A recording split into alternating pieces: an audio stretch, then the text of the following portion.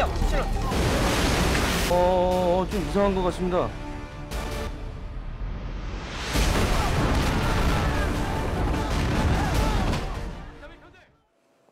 네, 13년 전 오늘 2002 한일 월드컵 3, 4회전이 치러지던 시각 서해 북방한계선 근처에서는 치열한 전투가 벌어졌습니다. 북한군 사상자 30여 명, 우리의 군도 6명이 전사하고 19명이 부상했던 제2연평해전. 당시 월드컵 열기에 가려졌던 제2연평해전이 최근 영화 흥행과 함께 재조명되고 있습니다. 영화 연평해전은 개봉 닷새 만에 박스오피스 1위를 차지하는 기록까지 세웠습니다. 자, 오늘 열린 제2연평해전 기념식에서 한민구 장관은 국방장관으로는 처음으로 추모사를 낭독했습니다. 한민구 장관은 제2연평해전은 승리의 해전이다라고 규정하고 북의 도발에 대해 단호하게 응징하겠다고 강조했습니다. 자, 한 장관은 어제 북이 10월쯤 당 창건 기념일을 전후해 전략적 도발을 할 가능성이 있다고 밝혔는데요. 현재 북한의 동향과 제2연평해전 당시의 상황과 의미 전문가와 함께 짚어보도록 하겠습니다.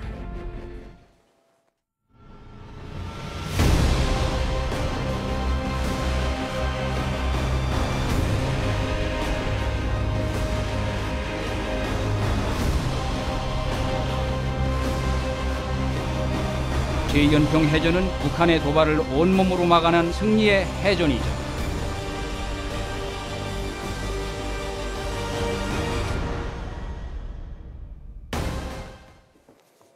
네, 제2연평해전 심동보 전 해군 이함대 전투전단장 그리고 이창영 국방연구원 안보전략연구센터장 두 분 모시고 좀 더 자세하게 짚어보도록 하겠습니다. 안녕하십니까? 네, 반갑습니다. 먼저 심동보 제독님한테 여쭤볼게 2002년 당시에 합참 정보작전 과장으로 계셨네요. 이 서해 교전으로 불렸던 당시 남북 교전에 대해서 분석 보고서를 작성을 하셨다고 들었는데 당시 상황에 대해서 영화를 통해서는 저희가 아직 알지 못하거나 좀 구체적으로 설명한 부분이 필요할까요? 당시에 이제 저희들이 먼저 기습 공격을 당해서 고속정까지 침몰을 했지 않습니까? 전사자가 6명이 있고 그다음에 거의 대부분 성교원 31명 중에 한 5명 정도 빼고는 굉장히 중경상을 입었어요. 그러니까 무참히 하여튼 우리가 당했는데 거기에 대해서 이제 합참 차원의 합참의장 차원의 지휘선수도 내리고 분석을 한 겁니다. 했는데 여러 가지 아쉬운 게 많은데 한마디로 상부 지시가 좀 문제가 있었죠. NLL은 지키되 선제 공격은 하지 마라 이거 아닙니까? 그러니까 우리가 먼저 당하지 않는 한은 우리가 사격을 할 수 없도록 묶어놓은 거죠. 한마디로 뻔히 눈 뜨고 당한 전투다 이렇게 보고 그다음에 지금 현대 해상 전투 개념으로 전혀 맞지 않죠.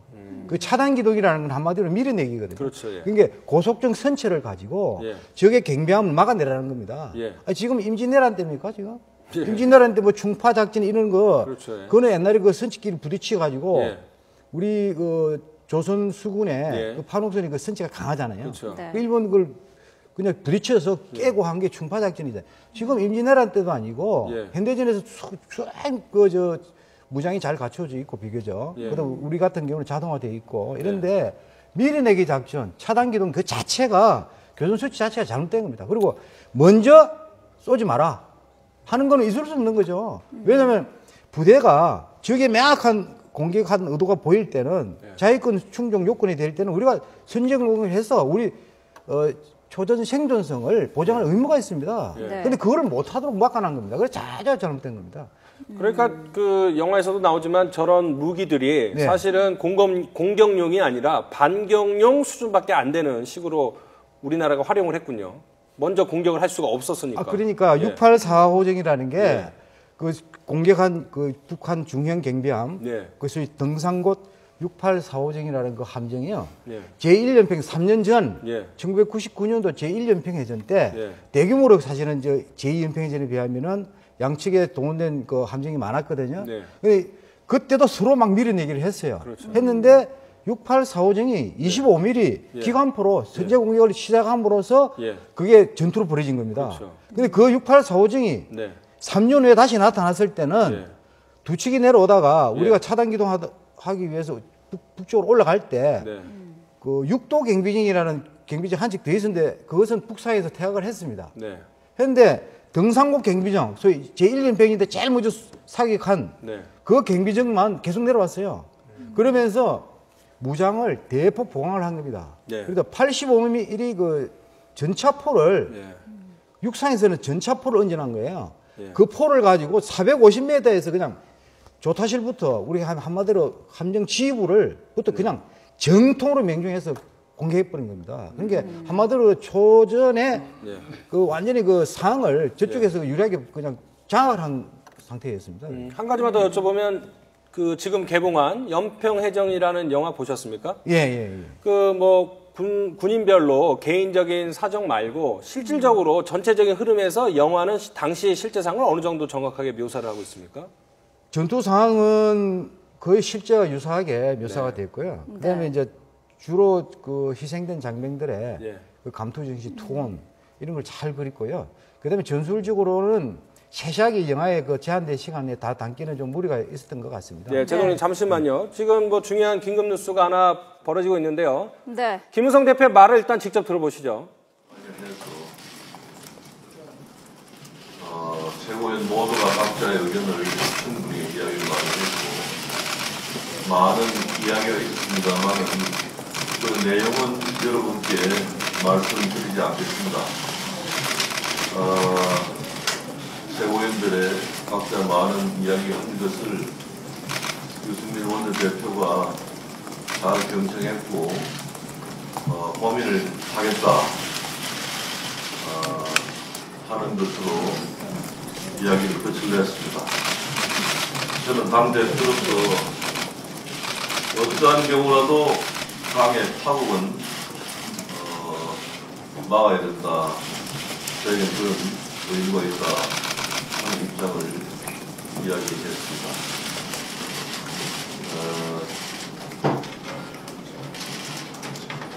이 문제를 최고위원회에서 끝낼 일인지 의총에서 끝낼 일인지 하는 것에 대해서는 조금 이견이 있습니다. 주로 대화의 내용은 최고위원들이 이유가 중간에 결과에 대한 책임은 누구가 져야 되고 그 책임은 유승민 대표가 지는 것이 좋다. 당을 위해서 희생을 결단을 한다. 강력한 이야기 있었고 또 몇 분은 그래도 시간을 좀 줘야 된다 하는 그런 의견도 더 이상 드릴 말씀이었습니다.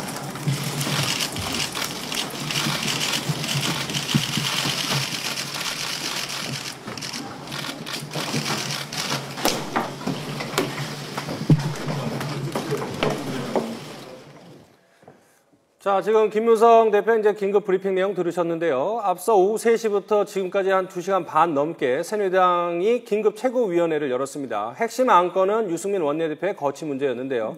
이 최고위원들의 친박과 비주류로 나뉘다 보니까 의견도 두 가지 갈래로 이끌 수가 있을 것 같습니다. 먼저 김무성 대표는 당의 파국을 막아야 한다라는 점을 강조를 했습니다. 그러면서 최고위원들의 의견을 전달했는데 두 가지로 정리를 할 수 있을 것 같습니다. 이유가 어쨌든 이번 거부권 정국에 대한 책임을, 이 결과에 대한 책임을 져야 한다. 그 책임은 유승민 원내대표가 당을 위해서 희생을 하고 결단을 내려야 한다. 그러니까 유승민 원내대표가 자신의 직을 내놓아야 한다. 이런 의견을 내놓는 최고위원들이 있었다.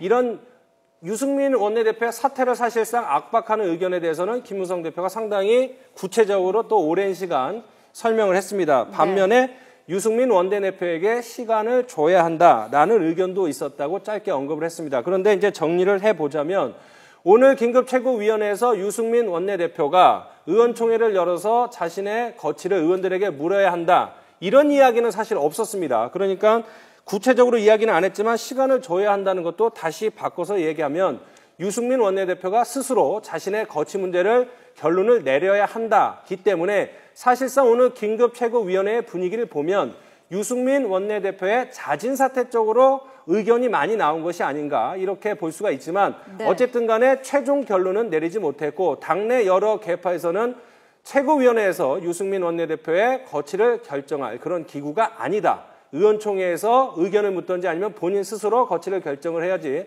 최고위원회에서는 이렇게 유승민 원내대표의 거취를 결정하면 안 된다라고 얘기를 한 것으로 보입니다. 네. 자, 2시간 반 동안 경론을 벌였는데 여러 의견을 허심탄회하게 나눈 것으로 보이지만 쉽게 결론은 내리지 못한 상황입니다. 하지만 최고위원들의 반응은 어느 정도 결정이 났는데 앞으로 이제 남은 건 유승민 원내대표가 어떤 입장을 표명할지 다른 비주류 의원들이 어떤 입장을 내놓을지 또 친박은 어떤 식으로 압박을 할지 좀 더 지켜봐야 할 것 같습니다. 네, 관련된 내용 좀 더 자세하게 들어오는 대로 다시 전해드리도록 하겠습니다. 자, 제2연평해전과 관련된 내용을 출연자들과 얘기를 하고 있었는데, 자, 센터장님, 네. 자, 앞서서 교전수칙 얘기가 나왔습니다. 이 제2연평해전 이후로 교전수칙이 변경이 됐습니다. 그 네. 이외에 다른 것들도 변경이 좀 됐는데 어떤 의미가 있을까요? 아무래도 이제 당시의 교전 규칙은 단계가 5단계가 되어 있고 또 네. 경고도 당연히 여러 차례 이 단계를 거쳐서 하기 때문에 이 취약 우리가 먼저 선제 기동을 인접해 있는 두 개 함정에서 이 근접 기동하는 과정에서 이 경고, 방송, 기동, 뭐 이런 이제 경고 사격 등 이미 장시간 또는 많은 시간 노출되기 때문에 이것을 네. 단계를 줄임으로써 우리의 공격 시간을 줄이고 또 상대방의 노출된 시간을 줄임으로써 우리의 군사적 우위를 확보하고 우리가 공격할 수 있는 여건을 더 좋게 하기 위한 그것도 단호하게 대응하기 위해 할 수 있는 그런 여건을 마련하는 하나의 지침 개정이라고 볼 수 있죠. 네. 뭐 나중에 조금 더 자세하게 이야기를 하겠지만 어쨌든 그 1, 2차 연평해전을 겪은 다음에 우리의 교전 수칙은 많이 발전이 됐습니다. 그렇죠. 어떤 식으로 좀 그러니까 좀 불합리한 면들이 현장의 목소리를 듣고 현장에서 결론을 낼 수 있도록 불합리한 면이 좀 대폭 축소가 됐군요. 당시에 여기 우리 심재동도 계시지만 당시에는 현장에서 보고를 하면 그 보고를 받은 각종 그 해군 작전 사령부터 보고 라인을 거쳐서 합참 상황실에서 최종 결정 이르기까지 이 단계도 여러 가지 보고 과정을 거쳐야 됐고 또 결심을 해서 또 하단하는 데까지 또 많은 시간이 걸리죠. 네. 이런 이 보고와 시행의 지휘의 이 개통을 대폭 축소시키고 현장에 있는 지휘관, 현장에 있는 해군 함장이나 지휘관에게 좀 더 많은 이 융통성을 가지고 단호하게 대응할 수 있는 그런 여건을 더 마련한 또 보장한 그런 개정이라고 볼 수 있습니다. 네. 그렇다면은 왜 이렇게 현장의 목소리를 듣지 않고 현장과 동떨어진 교전 수칙이 오랫동안 유지가 됐는지도 궁금합니다. 그게 뭐 정부 안에 대북 정치하고 또 연계되는 것 같은데, 예, 그 뭐 정치적인 이야기라서 제가 뭐라고 말씀드리기는 그렇습니다.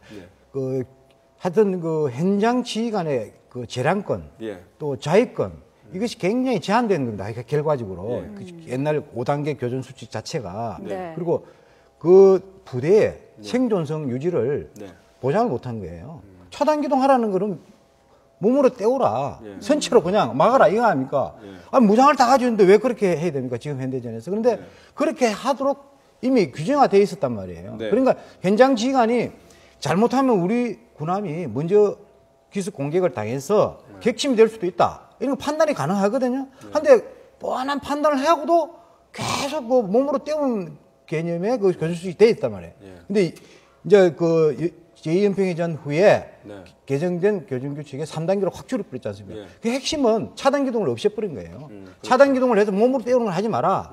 그러면서 현장 지휘관의 자위권, 재량권을 거의 보장해 준 거예요. 그래서 그것은 상징적으로 어디에서 우리가 확인할 수 있냐면은 김관진 전 국방부장, 지금 현재 국가안보실장이 장관 때 현장에 가서 그랬지 않습니까? 연평도. 쏠까요 말까요를 묻지 마라. 그랬잖아요. 그럼 알아서 현장 지휘관이 판단해서 네가 쏘아라 이거야. 네가 저 부대를 지키고 자기권 행사하라 이 말 아닙니까? 재량권을. 그렇게 핵심이 거기 들어있는 거예요. 그렇죠. 이 제2연평해전이 말씀하신 것처럼 뭐 교전 수칙도 바꾸고 여러 가지 의미가 있습니다만 그 당시에는 사실 국민적인 관심을 얻지 못했었거든요. 뭐 월드컵도 있었고 뭐 효순 미선양 사건도 있어서 그랬는데 이제 영화가 개봉되면서 13년 만에 국민적인 관심을 얻고 있습니다. 이런 현상은 어떻게 보시나요? 이것은 방금 심재도께서 말씀하신 대로 이 정부의 대북 정책의 변화, 그 다음에 국민의 대북 인식의 변화, 크게 두 가지로 볼 수 있을 것 같습니다. 볼 수 네. 있습니다. 첫 번째 대북 인식의 변화는, 대북 정책의 변화는 당시 2002년 당시에는 이 남북 교류 협력, 화해 이것이 더 중요한 그런 대북 정책이었죠. 그러니까 가능하면 이런 긴장 국면을 수위를 낮추고 또 교류 협력에 초점을 두다 보니까 가능하면 명칭도 서해 교전이다. 이렇게 전쟁이라는 용어를 쓰지 않고 그냥 단순한 오발적 충돌 이런 정도로 이제 이렇게 평가를 했지만 지금의 이제 대북 정책은 북한이 단순한 우리 대북 정책이 뭐 교류 협력 정도가 아니라 북한이 이 방법의 교류 변화가 아니라 원천적인 북한의 변화가 있을 때 우리 한국은 북한과 교류 협력을 한다. 원칙을 더 중요시하는 이런 이제 대북 정책을 하다 보니까 이제 종전의 관심에서 좀 더 달라졌고요. 국민적 가심도 이제 북한의 김정은 정권이 들어서서 지금 하고 있는 행태를 보면 저게 정상적인 국가가 아니고 정상적인 정권이 아니죠. 그러니까 저런 북한에 대해서 우리 국민들의 인식이 좀 점점 달라지면서 13년이 지금 지난 지금 시점에 물론 또 연평해제라는 중요한 그 영화가 개봉되고 해서 이 시기에 더욱더 주목받고 또 인식이 달라진 측면이 있다고 봅니다. 근데 우리가 이제 영화 때문에 연평해전을 하지만 실제로는 이제 제2연평해전인데 왜 제2연평해전이 일어났는지를 좀 살펴봐야 될 것 같습니다. 그게 제1연평해전과 좀 관련이 있다고 봐야 됩니까? 그러니까 6845정이 제1연평해전 때 3년 전에 그 서로 밀어내기 하다가 제일 처음에 그 선제 공격을 한 함정이거든요. 그리고 그때 북한 함정이 한 척이 객심이 되고 한 5척이 엄청 파손을 입었어요. 그리고 하면서 제1연평해전은 압도적으로 우리가 승리한 북한 피해가 막심한 해전이었는데 제일 대표적으로 당한 배가 6845전입니다.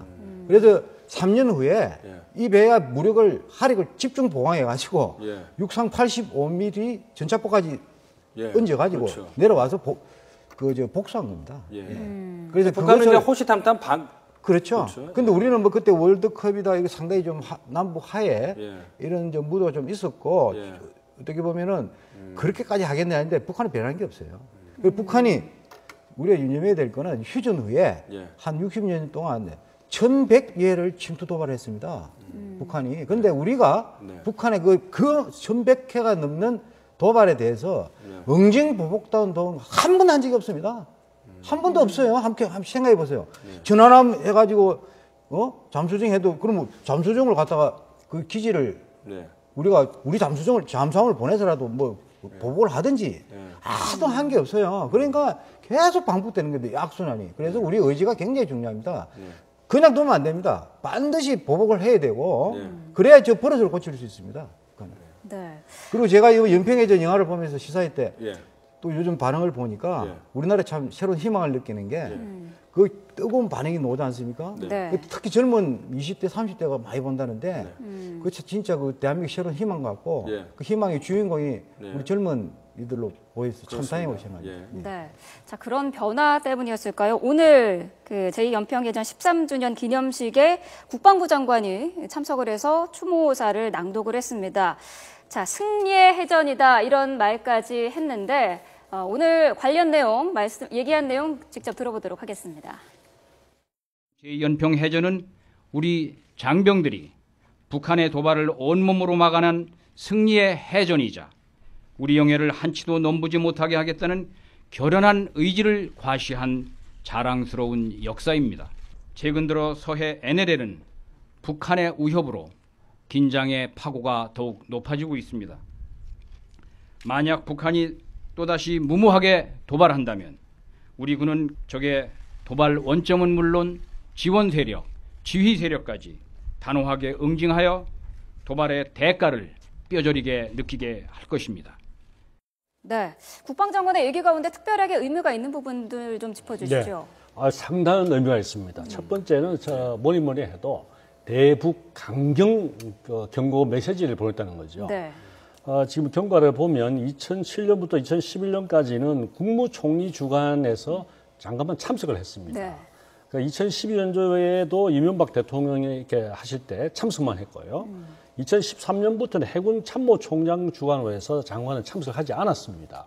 금년에 장관이 직접 참석해서 추모사를 낭독한 것은, 그리고 방금 보신 바와 같은 그런 강경한 메시지를 보낸 것은 최근에 북한이 계속 대남 도발 또는 이 강경한 이런 이 도발 수위를 높이고 있기 때문에 네. 거기에 대해서 어떤 형태든 도발을 하면은 응징한다 하는 내용이고, 특히 지금 장관께서 말씀하신 이 도발 원점 그리고 지원 세력, 지휘 세력까지 단호하게 응징하겠다, 이것은 상당한 의미가 있습니다. 단순히 지난 연평해전이나 이런 단순을 할 때 그 있었던 그 도발 수단 거기만이 아니라 네. 이것을 지원하는 장소까지, 그리고 그걸 지휘하는 그 지휘 세력은 김정은까지도 포함되는 것이죠. 그 북의 지도부까지도 우리의 응징의 대상이 될 수 있다 하는 강경한 경고 메시지를 보낸 그런 의미가 더 크다고 볼 수 있습니다. 네. 자, 한민구 장관이 또 기자간담회에서 이런 얘기를 했습니다. 10월 10일 이제 북한 노동당 창건 70주년인데 이 전후에서 북한이 도발할 가능성이 있다고 했는데, 뭐 북한이 그동안 어떤 기념일을 맞춰서 좀 도발한 적이 있지 않습니까? 그 가능성 어떻다고 보십니까? 어떤 방식으로 할 거라고 또 예측하십니까? 북한이 도발할 가능성은 충분히 있고 네. 또 상당히 높다고 또 생각합니다. 왜냐하면 북한은 총상 뭐 60주년, 70주년, 뭐 몇 주년 이럴 때 꺾어지는 해라고 그러죠, 소위. 네. 그런 중요한 시기에 대남, 대내 결속, 그리고 대외 성과 과시, 이런 차원에서 대남 도발을 계속 해왔습니다. 잘 아시는 대로 1983년 10월 9일 날은 미얀마 아웅산 폭박 사건을 일으켰죠. 바로 당 창건 하루 전날입니다. 그 다음에 2006년 10월 9일에는 제1차 핵실험을 했죠. 이게 바로 핵 경제 병력 핵 노선의 첫 번째 성과를 보는 것이 바로 2006년이죠. 그 후에 1980년대 칼기 폭파 등이 대부분 이 10월 달에 당 창건 기념일을 전후해서 이뤘다 하는 측면에서는 이것은 체제의 성과를 과시하고 그다음에 대내적으로 결속을 더 다지고자 하는 그런 의도로 볼 때 금년도 10월 10일 70주년 당 창건일을 저음해서 어떤 대남 도발이 지금 준비 중에 있고 또 획책해서 도발일지 모르는 사람입니다. 그래서 한민구 장관께서 취임 1주년 기자 간담회에서 그런 말씀을 하게 됐고 이런 측면에서 우리 국방부나 우리 한국은 대북 강력한 억지력을 유지해야 되고 또 북한을 중장기적으로 변화시킬 수 있는 이런 우리 방법을 또 정책을 개발해 나가야 된다고 생각합니다. 자, 어쨌든 뭐 만전의 대비 태세를 갖춰야 할 것 같네요. 오늘 두 분 말씀 고맙습니다. 네, 감사합니다.